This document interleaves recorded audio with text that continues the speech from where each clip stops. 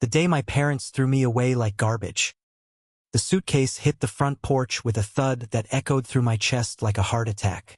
My mother stood in the doorway, her face stone cold, holding my childhood teddy bear by one arm like evidence in a courtroom. "You have 30 minutes to get off our property," she said, her voice steady as a judge delivering a life sentence. "And don't you dare come back." I was 23 years old, standing on the porch of the house where I'd taken my first steps, learned to ride a bike, celebrated every birthday, and I had absolutely no idea what I'd done wrong. You know that feeling when the ground just disappears beneath your feet?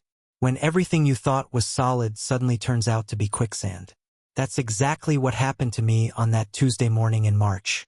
I'd driven home from my apartment to pick up some old photo albums for a scrapbook I was making for my girlfriend's birthday. Just a normal day. Just a normal visit to see my parents. But the moment I walked through that front door, I knew something was different. The house felt cold.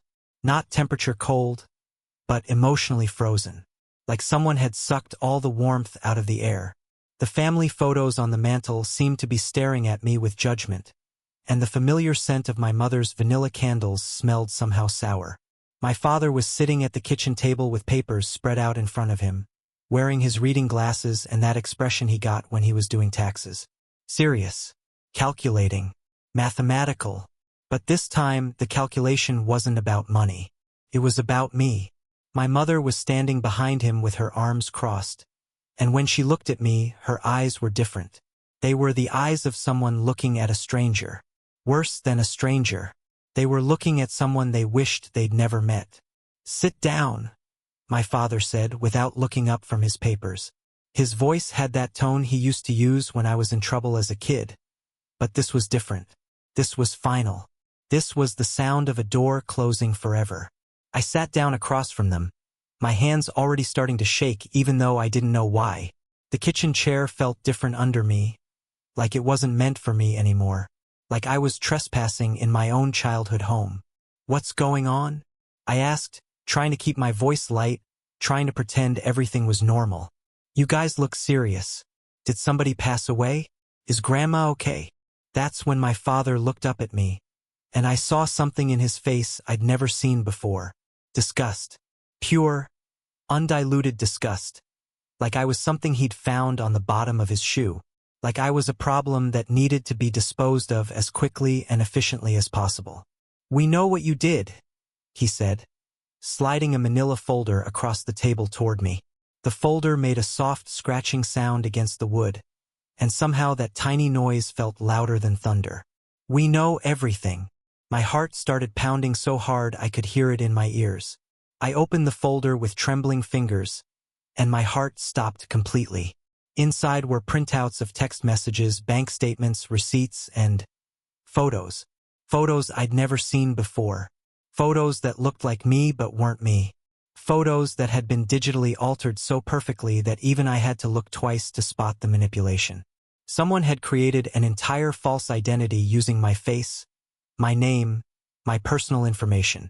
They'd opened credit cards in my name, taken out loans, even created social media profiles where I was supposedly involved in things that would have made my conservative parents' hair stand on end. The person who did this had crafted a narrative so convincing, so detailed, that it looked like I'd been living a double life for years. But it wasn't just financial fraud. This person had created fake dating profiles using my photos, fake social media accounts where I posted things that went against everything my parents had taught me. There were fake check-ins at places I'd never been, fake conversations with people I'd never met, fake evidence of a lifestyle that was the complete opposite of who I actually was. "This isn't me," I whispered, flipping through page after page of evidence that painted me as someone I'd never been.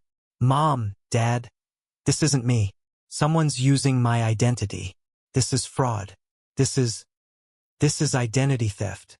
My mother laughed, but it wasn't a happy sound. It was bitter, sharp, like broken glass cutting through the air. "Oh, so now you're going to lie to our faces? After everything we've sacrificed for you? After everything we've given you? Now you're going to sit in our kitchen and lie to us like we're idiots." "I'm not lying."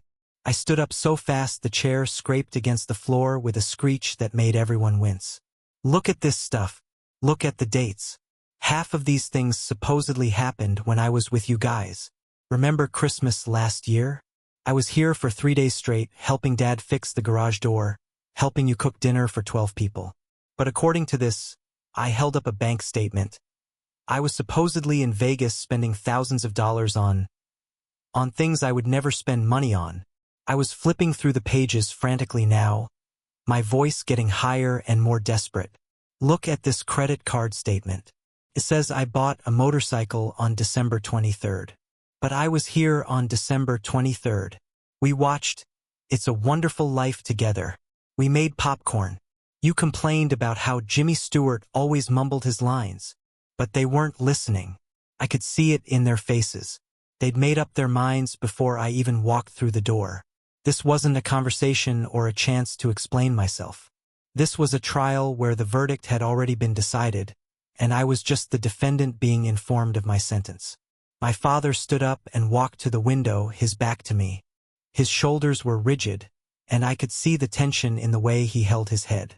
Your mother and I have been married for 31 years. We've built a reputation in this community. I'm an elder at our church. Your mother volunteers at the hospital.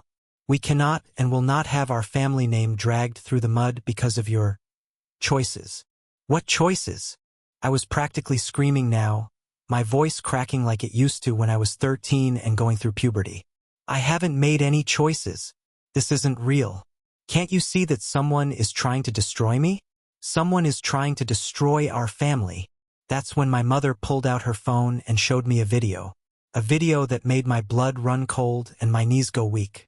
It was security footage from what looked like a convenience store, and there I was, or someone who looked exactly like me, doing something that would have gotten me arrested if it were real. But here's the thing that made my skin crawl and my stomach turn inside out. The person in that video moved like me, talked like me, even had the same nervous habit of running their hand through their hair when they were anxious. Someone had studied me so carefully, so thoroughly, that they could impersonate not just my appearance but my mannerisms, my body language, even the way I shifted my weight from foot to foot when I was uncomfortable. I watched myself on that tiny phone screen doing things I'd never done, saying things I'd never said, being someone I'd never been. It was like watching a nightmare version of my own life, a twisted mirror that reflected everything I wasn't. We got a call from the police last week, my father said, still facing the window like he couldn't bear to look at me. They wanted to ask you some questions about activities in several states. Activities that match your credit card records and social media posts and video evidence. I felt like I was drowning in ice water. My chest was tight, my breathing was shallow, and I could taste copper in my mouth like I'd bitten my tongue. Did you tell them I was being impersonated? Did you show them evidence that this isn't me? Did you tell them that I couldn't have been in 3 different states on the same day? My mother's expression softened for just a moment, and I thought maybe, just maybe, she was starting to believe me. Maybe she was remembering that I was her son, her baby, the kid she used to read bedtime stories to and make pancakes for on Sunday mornings. But then she hardened again, like a door slamming shut, like steel gates closing around a fortress. We can't take that chance, she said quietly, her voice barely above a whisper. We can't risk our reputation, our standing in the community, our everything, on the possibility that you're telling the truth. And that's when it hit me like a freight train carrying a cargo of pure devastation. They weren't throwing me out because they believed I was guilty. They were throwing me out because they couldn't afford to risk being wrong about my innocence. Think about that for a second. Let that sink in. Your own parents, the people who brought you into this world, who changed your diapers and taught you to walk and celebrated every milestone of your life. They would rather lose you forever than risk being associated with scandal. They'd rather believe their child was capable of terrible things than face the possibility of standing by someone who might be innocent. The next 20 minutes were a blur of accusations, tears, and the sound of my belongings being thrown into garbage bags. My childhood room was dismantled like a crime scene, every poster taken down, every trophy packed away, every trace of me erased as if I'd never existed. My mother worked with the efficiency of someone disposing of evidence. She took down my high school diploma, my college graduation photo, the certificate I'd gotten for perfect attendance in 3rd grade. She packed my books, my clothes, my collection of vintage comics that I'd been building since I was 8 years old. Everything that proved I had once been their son was being erased, deleted, thrown away. My father brought up boxes from the basement, the kind you use when you're moving and you want to make sure nothing breaks. But he wasn't trying to protect my things. He was trying to get rid of them as quickly as possible, like they were contaminated, like touching them too long might infect him with whatever disease he thought I had. But the worst part wasn't the packing. The worst part was the silence. My parents didn't yell. They didn't cry. They didn't even seem angry anymore. They worked with the efficiency of people disposing of unwanted furniture, methodical and emotionless.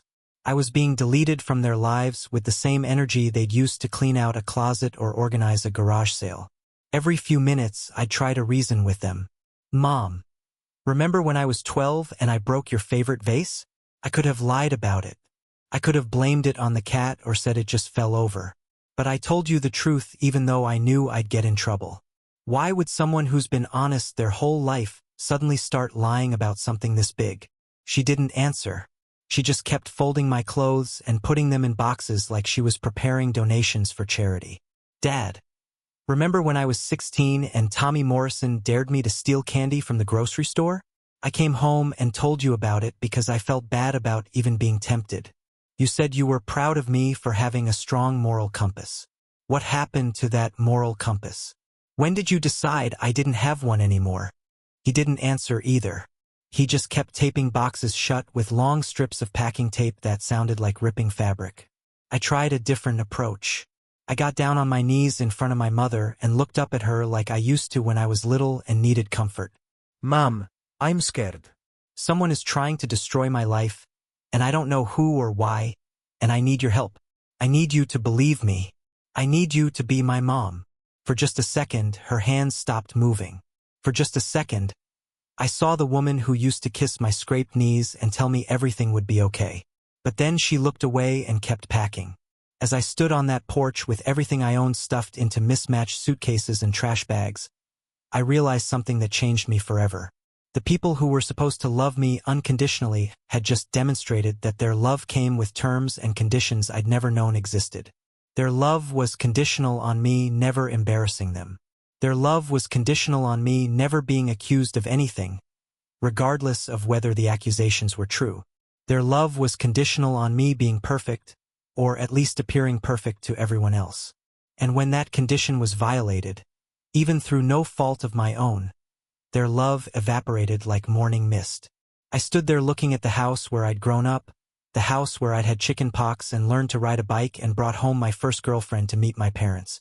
The house where I'd cried over my first heartbreak and celebrated getting into college and shared thousands of meals around that kitchen table. The house that was no longer my home. My mother handed me my teddy bear, the one I'd had since I was 2 years old. Mr. Buttons, with his missing eye and threadbare fur and the spot on his stomach where I'd spilled grape juice when I was 5. She placed him in my hands like she was returning borrowed property. "Don't contact us," she said, her voice steady and cold. "Don't call, don't write, don't show up here. As far as we're concerned, we don't have a son anymore." And then she closed the door. I heard the deadbolt turn. I heard the chain slide into place. I heard the security system beep as it was armed. In 30 seconds, I went from being their son to being a potential intruder. I sat in my car for 2 hours, clutching Mr. Buttons and staring at the house, waiting for one of them to come outside and say they'd made a mistake, waiting for someone to realize that they'd just thrown away their child based on lies and manufactured evidence. But nobody came outside. The curtains stayed closed. The lights went on and off in their normal patterns. Life in that house continued exactly as if I'd never existed. Here's where the story takes a turn that even I didn't see coming. 3 weeks later, I was living in a studio apartment that smelled like cigarettes and defeat. The previous tenant had been a chain smoker, and no amount of air freshener could mask the stale tobacco smell that seemed to be embedded in the walls. The apartment was on the 3rd floor of a building that had seen better days, probably sometime in the 1970s. The elevator only worked half the time, the neighbors were loud at all hours, and my upstairs neighbor apparently practiced tap dancing at 3 in the morning. but it was what I could afford on my salary from the diner where I'd picked up double shifts just to make rent. The Sunrise Cafe wasn't exactly fine dining. It was the kind of place where truckers stopped for coffee at 4 in the morning and where the regulars knew each other's orders by heart. The coffee was strong, the food was greasy, and the tips were small, but it was honest work, and honestly, that was more than I could say about most things in my life at that point. I was working 16-hour days, trying to save enough money to hire a lawyer, trying to figure out how to prove my innocence when I didn't even understand what I was accused of. I contacted the police myself, trying to report the identity theft, but they looked at me like I was trying to talk my way out of trouble I'd already gotten myself into. I was exhausted, broke, and completely alone in the world. I'd lost my family, my sense of security, my faith in justice, and my belief that truth would eventually win out over lies. I was starting to wonder if maybe I was going crazy, if maybe I really had done these things and somehow blocked them out of my memory. That's when I got the phone call that changed everything. It was 2:30 in the afternoon on a Thursday. I was at the diner, refilling salt shakers and trying to stay busy so I wouldn't think about how empty my life had become. My phone rang, and I almost didn't answer it because I didn't recognize the number. But something made me pick up. "Is this?" The voice on the other end hesitated, and I could hear papers rustling in the background. "Is this the real you?" The question was so strange, so specific, that it made my heart start racing. "What do you mean, the real me?" "My name is Detective Sarah Chun with the Cybercrimes Unit. I've been investigating a case that... Well, let me ask you this. Have you been the victim of identity theft?" I almost dropped the phone. Yes, but nobody believes me. My own parents think I'm lying. The local police think I'm trying to cover up crimes I committed. How do you know?" "Because we've been tracking a sophisticated identity theft ring that's been operating for over 2 years. They use deepfake technology, social engineering, and inside information to completely destroy their victims' lives. And based on our investigation, you're not just a victim. You might be the key to bringing down the entire operation." I had to sit down. My legs just gave out, and I found myself on the floor behind the counter of the diner, holding the phone with shaking hands. "Are you saying someone did this to me on purpose? That it wasn't random?" "Very much on purpose. This wasn't some stranger who got hold of your social security number. This was someone who knew you personally, someone who had access to your personal information, your habits, your family dynamics. Someone who knew exactly which buttons to push to make the people in your life doubt you." Detective Chun explained that they'd been tracking this ring for months. The perpetrators would target people with good credit, stable family relationships, and strong community ties. Then they'd systematically destroy those relationships by creating fake evidence of criminal activity, immoral behavior, or financial irresponsibility. The goal wasn't just to steal money or use someone's credit.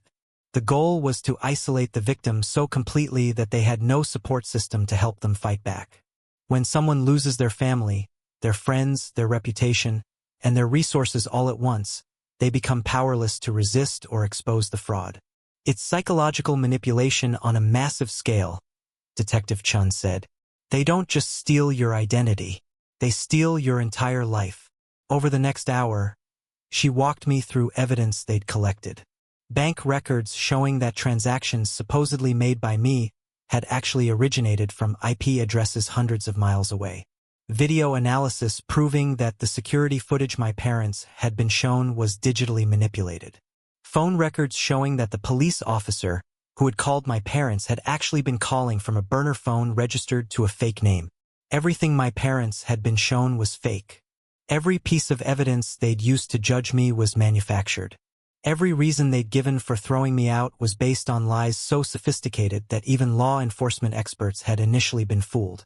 But here's the part that made my blood run cold and my hands shake with rage. The person who'd stolen my identity wasn't a stranger. It wasn't some random criminal who'd picked my name out of a hat. It was someone I'd trusted. Someone who'd had access to my personal information, my habits, my family dynamics. Someone who knew exactly which buttons to push to make my parents doubt me. It was my cousin Derek. Derek, who'd lived with us for 6 months after his parents got divorced when he was 19 and I was 17. Derek, who'd shared my room, borrowed my clothes, learned my mannerisms. Derek, who'd been like a brother to me, who I defended when other family members called him trouble. Derek, who'd apparently been taking notes the whole time he lived with us. Notes about my relationship with my parents, their fears, their values, their pressure points. Notes about how to create a scenario that would turn them against me so completely that they'd never question the evidence he presented. Detective Chun told me that Derek had been running this scam operation for over 3 years, using the identities of family members and close friends. He'd target people who trusted him, people who'd given him access to their personal information, people who'd never suspect him because he was family. He'd stolen identities from his ex-girlfriend, his former roommate, his stepsister, and at least a dozen other people who'd made the mistake of trusting him. But I was special. I was the big score.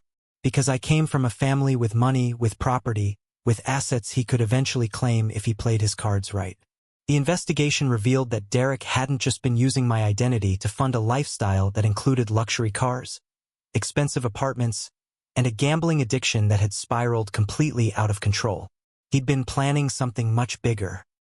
He'd been laying the groundwork to have me declared legally incompetent. Think about that. He wasn't just trying to steal my money or ruin my reputation.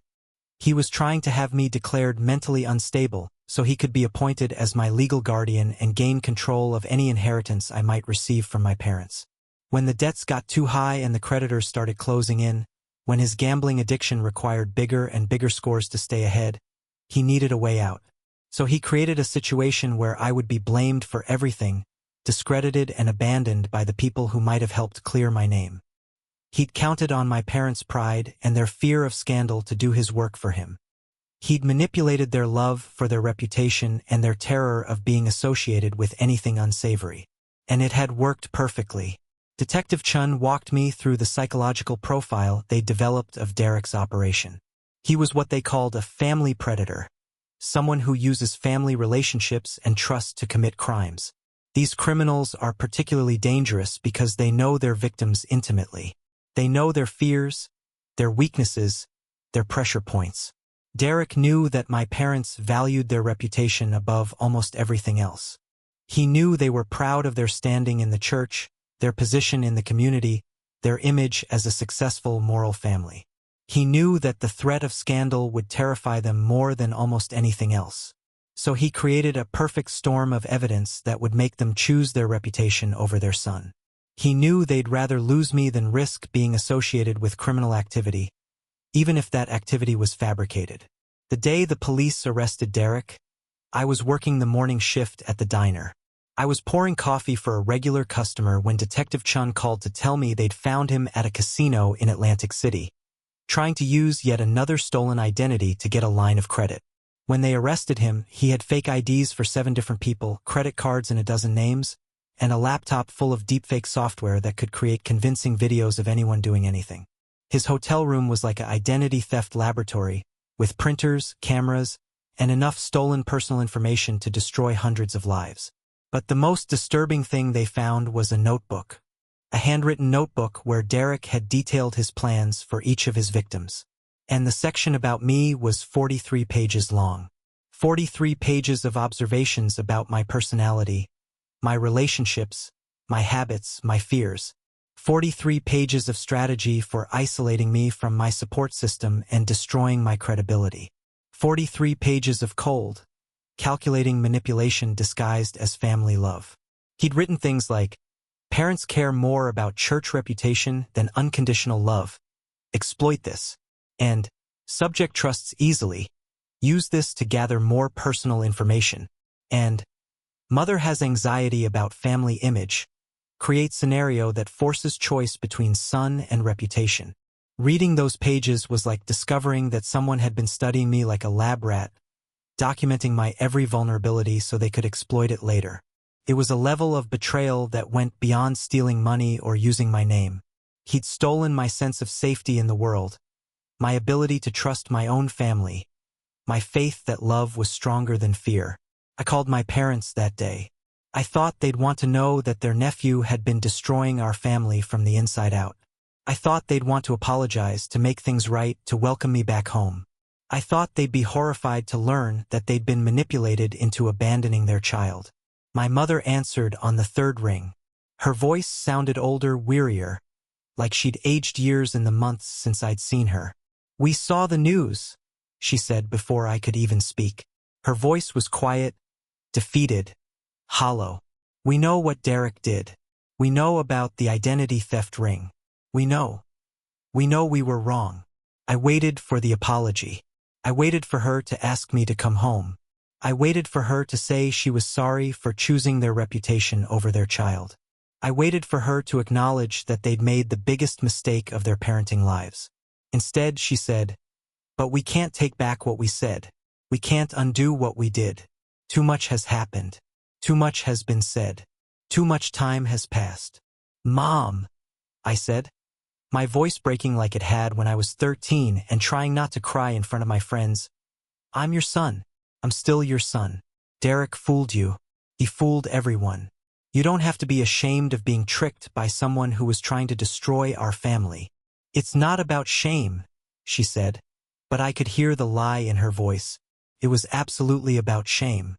"It's about, we said things. We did things. We threw you out like garbage. How do we come back from that? How do we pretend that didn't happen?" And that's when I realized something that hurt worse than being thrown out in the first place. My parents weren't just afraid of scandal. They were afraid of admitting they were wrong. They were afraid of facing the fact that they'd abandoned their child based on lies. They were afraid of the guilt, the shame, the reality that they'd failed the most basic test of parenthood. They were afraid of looking their friends at church in the eye and admitting that they'd thrown away their son for nothing. They were afraid of facing the neighbors who'd probably wondered why I'd suddenly disappeared from family gatherings. They were afraid of confronting the reality that their pride had cost them their child. It was easier to lose me forever than to face what they'd done. "So what now?" I asked, my voice barely above a whisper. "I just stay thrown away? I just stay erased from your lives? You'd rather have no son than admit you made a mistake." The silence on the other end of the phone lasted forever. I could hear her breathing, could hear the television in the background, could hear the life continuing in the house where I used to live. Finally, she said, "I think that would be best for everyone." So I hung up the phone and never called them again. That was 5 years ago. 5 years since I stood on that porch with my childhood teddy bear and my entire life in garbage bags. 5 years since I learned that family love can evaporate faster than morning dew when it's tested by fear. I rebuilt my life from nothing. I learned to trust my own judgment again, learned to recognize manipulation, learned to set boundaries with people who claimed to love me but had conditions attached to that love. I found people who love me without escape clauses or asterisks. The diner where I worked during those dark months? I ended up buying it 2 years later when the owner retired. Turns out there's something to be said for honest work and treating people with dignity. The regulars became like family to me, and the place became profitable because we focused on making people feel welcome instead of just getting them fed and out the door. I'm engaged now to an amazing woman named Sarah who stood by me through the darkest period of my life. She was a customer at the diner who noticed that I always seemed sad, even when I was smiling. She started coming in regularly, not just for the coffee, but to check on me. She was there when I got the call from Detective Chin. She was there when I had to testify at Derek's trial. She was there when I cried for 3 straight hours after hanging up on my mother. We're planning a wedding that my parents will never attend. We're talking about having children who will never know their paternal grandparents. We're building a life based on chosen family rather than biological family, and honestly, it's better than anything I had before. Derek was sentenced to 7 years for identity theft, fraud, cyber harassment, and financial crimes. He's in minimum security prison now, probably telling his cellmates that he was framed, that he's the real victim in all of this. He'll be out in 4 years with good behavior, and I have no doubt he'll try to contact me then. But I'll be ready for him. My parents still live in the same house, still go to the same church, still maintain the same reputation they were so desperate to protect. But I heard through the family grapevine that they've aged 10 years in the past 5. They've become quiet, withdrawn, shadows of the people they used to be. My father stepped down as an elder at the church, claiming he needed to focus on his health. My mother stopped volunteering at the hospital, saying she didn't have the energy anymore. They don't host family gatherings. They don't send Christmas cards. They've become isolated in the same way they isolated me, except they chose their isolation. Sometimes I wonder if they think about me, if they regret choosing their image over their child, if they realize that the scandal they were so afraid of never materialized, but they lost their son anyway. If they understand that by trying to protect their reputation, they destroyed it in a completely different way. But here's what I've learned from all of this, and this is the most important thing I can tell you. Family isn't just about blood or shared DNA or growing up in the same house. Family is about showing up when things get hard. It's about believing in each other when the world doesn't make sense. It's about choosing love over fear, truth over comfort, and the people you care about over what other people might think. My parents failed that test, but I didn't, and that's made all the difference. The people who matter most in my life now are the ones who saw me at my lowest point and decided to stick around anyway. They're the ones who helped me rebuild not just my credit score and my reputation, but my faith in human nature. They're the ones who proved that real love doesn't come with conditions or expiration dates. Sarah, my fiancée, tells me sometimes that she wishes she could have met my parents before all this happened, just to see what they were like when they weren't afraid. But I tell her she's met the best parts of them. She's met their capacity for love and loyalty and protection. She's just met it in me instead of them. And you know what? I'm grateful it happened. I'm grateful that Derek chose me as his victim. Grateful that my parents showed their true colors. Grateful that I learned these lessons when I was young enough to build a new life. Because it showed me who I really am when everything gets stripped away. It showed me what I'm capable of surviving. It showed me the difference between people who love you and people who love the idea of you. It showed me that sometimes the most important family is the one you choose, not the one you're born into.